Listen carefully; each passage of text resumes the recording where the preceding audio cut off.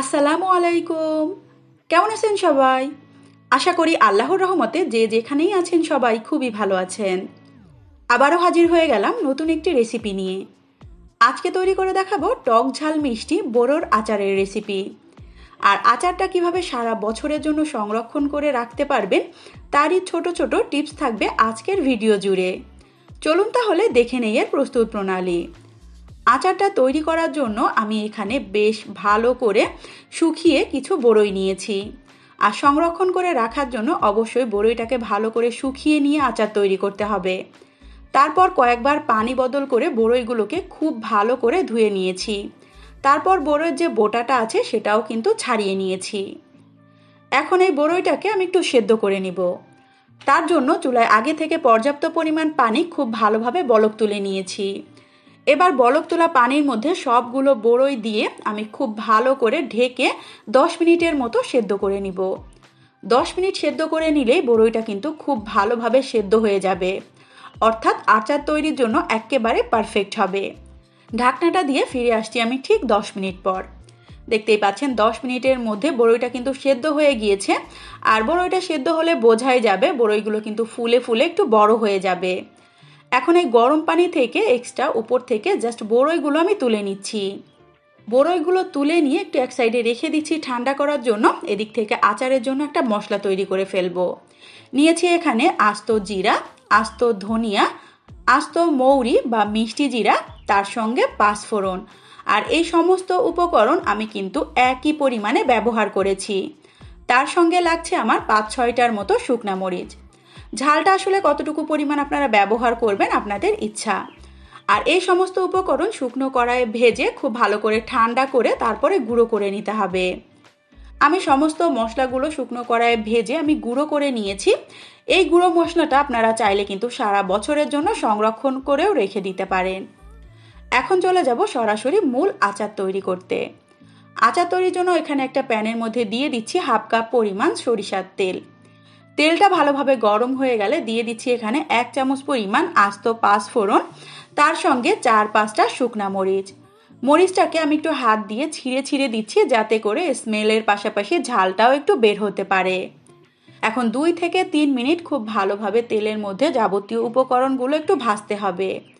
যখন খুব সুন্দর একটা স্মেল আসবে সেই পর্যায়ে সেদ্ধ করা বড়ইগুলো দিয়ে খুব ভালো করে নেড়ে চেড়ে দিতে হবে। মশলার মধ্যে বড়ইগুলো কষিয়ে নিলে বড়ইয়ের মধ্যে যে একটা স্মেল রয়েছে সেটা কিন্তু আর থাকে না। খুব ভালোভাবে নেড়ে চেড়ে দিয়ে দিচ্ছি এখানে 1 চামচ পরিমাণ লবণ, তার সঙ্গে 1/4 চা চামচ পরিমাণ হলুদের গুঁড়া, 1/2 চা চামচ পরিমাণ দিয়ে দিচ্ছি শুকনা মরিচের গুঁড়া। ঝাল লবণ এগুলো কিন্তু অবশ্যই টেস্ট করে দেখে দেখে আপনারা ব্যালেন্স করে আচারটা তৈরি করবেন। এখন আবারও খুব ভালোভাবে কিছুক্ষণ একটু কষিয়ে নিয়েছি। তারপর দিয়ে দিচ্ছি এখানে 1/2 কাপ পরিমাণ চিনি। মিষ্টিটা যেহেতু টক মিষ্টি ঝাল হবে সেই অনুপাতে চিনিটা ব্যবহার করতে হবে। আর সামান্য একটু ফুড কালার দিয়েছি, এটা কিন্তু সম্পূর্ণই অপশনাল, চাইলে আপনারা এটা কিন্তু স্কিপ করতে পারেন। তবে সামান্য একটু রেড ফুড কালার দিলে আচারের কালারটা কিন্তু খুবই সুন্দর হয়।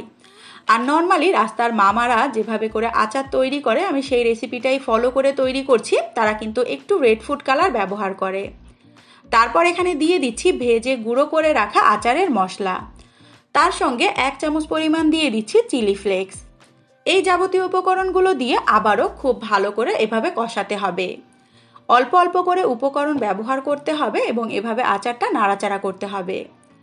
আচারটা যেহেতু আমি 1 বছরের জন্য সংরক্ষণ করতে চাচ্ছি তাই এখানে দিয়ে দিচ্ছি 1/4 কাপ পরিমাণ হোয়াইট ভিনেগার।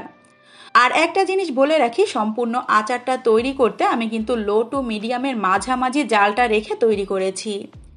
আবারও খুব ভালোভাবে নেড়ে চেড়ে দিয়ে এখন একটা ওরং কাঠির সাহায্যে কিছু কিছু বড়ই একটু ঘেটে দিচ্ছি।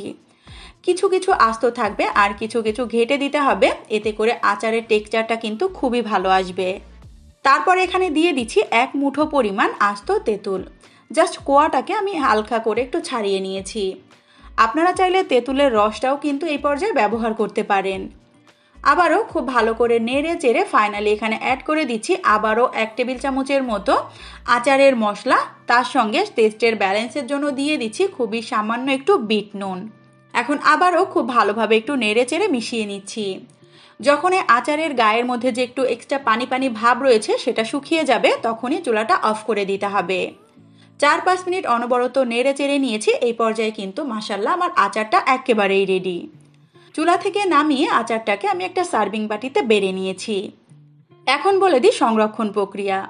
আচারটা সংরক্ষণ করতে চাইলে আচারটাকে খুব ভালো করে ঠান্ডা করে নিয়ে যে কোনো কাচের বয়মে ভরে আপনারা নর্মাল ফ্রিজে রেখে অনায়াসে 1 বছরের জন্য সংরক্ষণ করে খেতে পারবেন। আর আচারটা নর্মালি পরিবেশনের আগে সামান্য একটু চিলি ফ্লেক্স আর একটু বিট নুন ছড়িয়ে পরিবেশন করলে কিন্তু খেতে বেশ ভালো লাগে। তৈরি হয়ে গেল খুবই সহজভাবে মজাদার একটা টক ঝাল মিষ্টি বড়োর আচারের রেসিপি। আশা করি আমার আজকের এই সহজভাবে তৈরি করা বড়োর আচারের রেসিপিটা আপনাদের কাছে খুবই ভালো লেগেছে।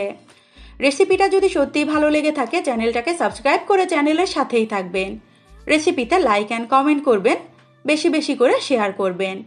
ধন্যবাদ। আল্লাহ হাফেজ সবাইকে। আসসালামু আলাইকুম।